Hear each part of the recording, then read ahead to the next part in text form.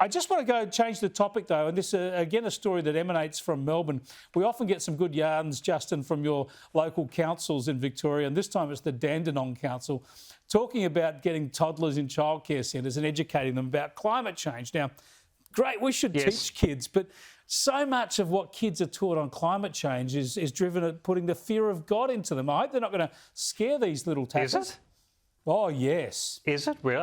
Well, look, I haven't seen the curriculum, so I couldn't comment on what they're exactly being taught. But I think it is a perfect time to start teaching kids about climate change. I mean, mate, look at what we've got to combat. For people who believe that climate change is real, and I'm happy to say that I'm one of them, is that look at what we've got to combat. We have, and look, bless his golden heart, but we've got to combat people like Andrew Bolt. Only 2 prime ministers away, we had a PM who didn't believe climate change was real in any way, shape or form. We've got a current PM that goes on about latte lefties every time climate change comes up. Hang on, you're making stuff up here. This is who we've got to combat. Why are you combating Andrew Bolt? Why are you combating Tony Abbott? What's your point? Because they don't support it for years. Because they don't support a carbon tax. They don't believe that the climate's changing. That's a bit of a leap. Yes, and these are the people that we've got to combat. So when we do it, so of course you've got to talk to the kids. I mean, they're the ones that are going to inherit this place.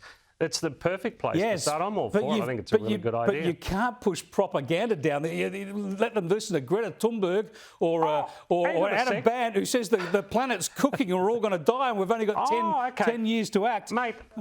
So it's only propaganda. So it's only propaganda if it comes from that side. I've got to tell you something. It's only propaganda, Chris, if it's alarmist and frightening and scary for kids. Louise, you don't know what this is. Well, I do. I've had some experience in this. Louise, I've told this story, I think, maybe on air before. I remember one of my little fellas coming home from childcare and he told me how horrible factories were. So I had to go around the house and show him all the toys and things that had come from, guess where? Factories, not to mention the ice cream in the fridge. But have you seen much of this? So many kids are pushed propaganda effectively. It scares them. Some of them will tell you they worry that the world's going to end. If we don't do something, it's going to be too hot for us to live. We have to be careful how we teach children about the environment. I think climate politics, no.